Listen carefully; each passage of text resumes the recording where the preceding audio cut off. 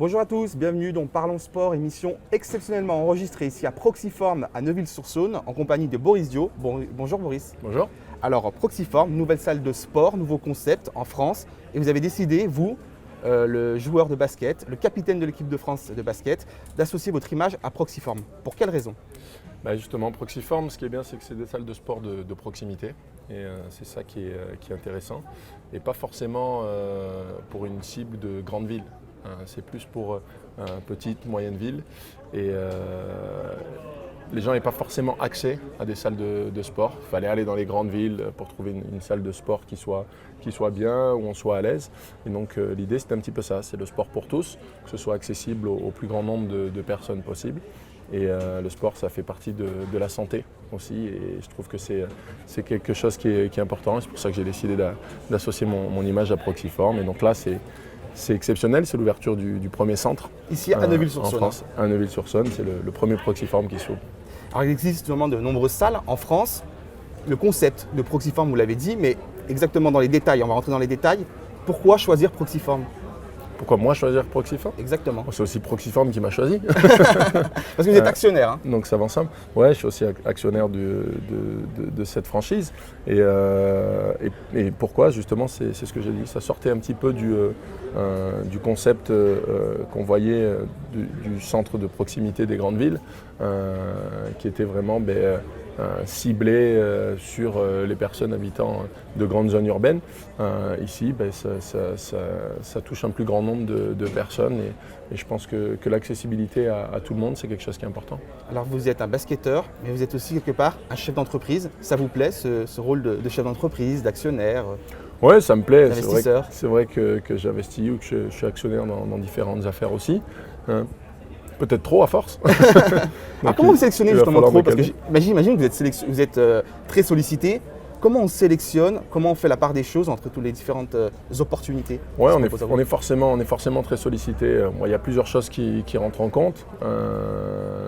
Déjà, il y a des projets qui sont amenés par des proches, que ce soit des amis, de la famille. Donc il faut pouvoir étudier le projet, voir la faisabilité. Pas forcément accepter parce que c'est les amis, mais il faut que ce soit quelque chose qui marche. Et ensuite, la deuxième, il faut aussi que ce soit quelque chose qui m'intéresse. C'est pas juste investir pour investir, c'est toujours une aventure quand je me lance dans une action.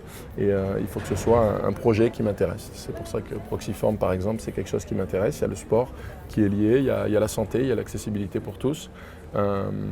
Et au-delà de ça, ensuite, il faut que ce soit un projet qui ait de l'ambition et qui puisse s'étendre et grandir au fur et à mesure. Alors, capitaine de l'équipe de France, licencié de la franchise des Spurs, vous avez été éliminé, on le rappelle malheureusement, au premier tour des playoffs contre les Los Angeles Clippers. On imagine que vous avez à cœur cette saison de faire mieux. Oui, forcément. Donc c'était un petit peu difficile, surtout qu'on sortait d'une saison où on avait gagné le titre NBA. Et donc la saison après a été un petit peu en dents de scie pendant la saison. On a eu pas mal de blessures. Et puis une fois arrivé au play-off, on a joué notre va-tout et ça s'est joué à pas grand-chose puisque les matchs de play-off se jouent en 7 matchs. Le premier qui en gagne 4 et donc il y avait 3 partout. Et on perd dans les dernières minutes du 7e match à la dernière seconde d'un tir de l'adversaire. Donc ça aurait pu pencher de notre côté, ça a penché du leur. On sait que c'est les aléas du sport aussi. Alors les Spurs, on pense aussi forcément à Tony Parker. Tony Parker qui est en plus présent au moment où on enregistre cette émission à l'Astrobal, président de l'Asvel. Est-ce que vous suivez justement ce parcours aussi, Tony Parker, patron d'un club de basket ? Est-ce que vous aspirez de un peu ce qu'il fait ? Est-ce que vous regardez ? Est-ce que vous le conseillez peut-être ? Est-ce que vous le chambrez ? Ouais, donc vous, c'est le régional de l'étape. Tony, maintenant, il a sa maison à Lyon, il est d'ici. Ouais, bien sûr, on en parle beaucoup parce qu'on est toute la saison ensemble et donc on suit un petit peu les uns les autres les résultats, lui de son club, moi du mien à Bordeaux. Et donc il arrive qu'on se chambre, ouais. Quand mon équipe perd, il va me chambrer. Des fois, si l'Asvel perd un match, je vais le chambrer aussi. Donc ça arrive, mais bon, c'est impressionnant la façon dont il arrive à gérer à distance aussi. Il est quand même très présent. Et vous pensez qu'il peut vraiment permettre à l'Asvel de franchir encore un cap ? Oui, je pense. Il le démontre déjà. Il y a pas mal de choses qui sont faites. Le club est en train de se transformer aussi. Il a une vraie emprise sur le club et donc ça crée pas mal d'opportunités, je pense. Et vous à Bordeaux, quel est votre projet à Bordeaux justement? Moi, le projet, je pars d'un petit peu plus loin. Donc, on est en 3e division. Tony est déjà en haut de l'affiche. Donc, on part d'un petit peu plus loin. Mais le but, c'est de petit à petit gravir les échelons et pouvoir arriver au plus haut niveau. Septembre prochain, l'Euro 2015 de basket. La France aura l'occasion de briller sur ses terres. Est-ce que c'est une occasion, encore une fois, de faire la promotion, d'assurer la promotion du basket? Est-ce que vous avez le sentiment que le basket a pris de l'ampleur en France ces dernières années?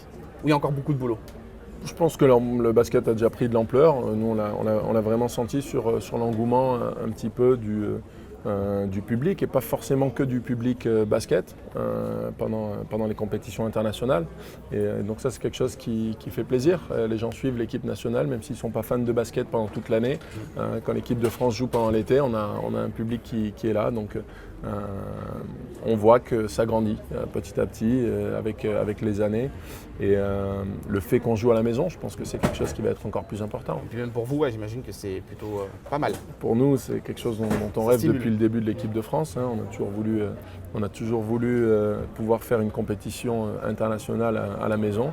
Et donc là, ça va être chose faite. Donc ça nous rajoute aussi de la pression, parce que c'est pareil, on est champion d'Europe en titre, donc il va falloir défendre ce titre-là. Et donc le fait qu'on soit à la maison rajoute encore une pression supplémentaire.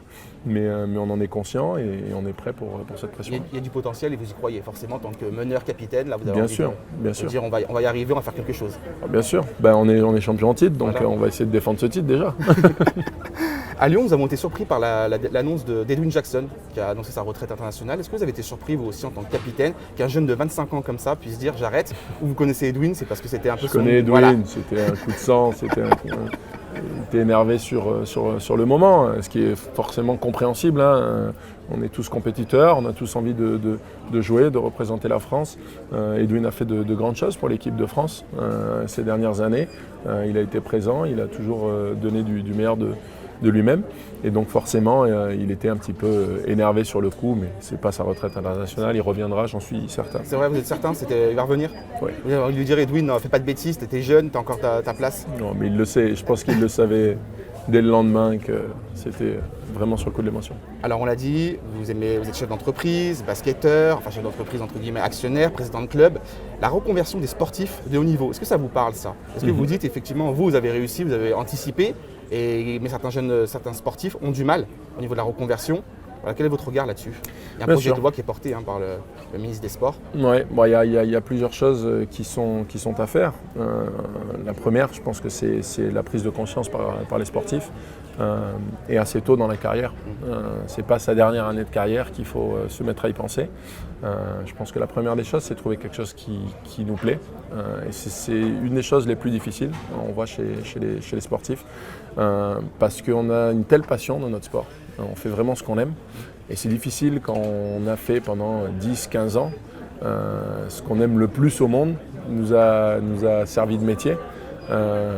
C'est difficile après de se transposer, de se dire on va faire un métier qu'on aime un peu moins que ce qu'on adore, parce qu'on a été bercé, on a eu l'habitude de ça, de pouvoir faire ce qu'on aime, et donc il faut pouvoir trouver une autre passion. Je pense que c'est important. Donc il y a besoin d'accompagnement, c'est bien ce que propose le ministère, c'est d'accompagner en fait les sportifs. Et ensuite, une fois qu'on a trouvé, je pense que c'est d'abord le sportif qui doit en prendre conscience. Il doit prendre conscience d'essayer de trouver ce qu'il aime. Il peut être accompagné aussi. Parfois, on peut avoir besoin d'aide pour savoir ce pourquoi on est fait, ce pourquoi il y a des études de compétences, il y a des études où on peut essayer de savoir ce qui nous plaît, dans quoi on est bon, quelles sont nos forces et nos faiblesses. Et ensuite, à partir de là, pourquoi pas commencer à se former même pendant notre carrière, ou si ce n'est nous former, commencer par des petits stages pendant les moments off pour pouvoir voir si d'autres choses nous plaisent. Allez, c'est les arrêts de jeu de cette émission de Parlons Sport. Quelques questions décalées pour finir, Boris. Quel est votre sportif préféré? Sportif préféré aujourd'hui ou pas avant, comme vous voulez, peu importe. Mon préféré, c'était dans le basket, c'était Magic Johnson. Dans les années 80, c'était mon joueur préféré. Et aujourd'hui, on va dire peut-être un peu plus un sportif en activité ou Aujourd'hui, il y en a plusieurs. Un pour qui j'ai beaucoup de respect, c'est Teddy Riner. Ah oui. Pour ce qu'il fait, pour Vous avez bon goût. la domination qu'il peut avoir dans son sport. Et on sait que c'est difficile, les gens pensent que c'est facile d'arriver, d'être le meilleur, mais il y a beaucoup d'entraînement derrière et donc beaucoup de respect pour ça. Oui. Votre chanteur préféré? Mon chanteur préféré, c'était Bob Marley. Parce que pareil, c'est quelqu'un qui a réussi à plaire à tout le monde, à tous les styles, vraiment à fédérer, que ce soit les jeunes, les moins jeunes. Je pense que sa musique parle à tout le monde. Votre plat préféré?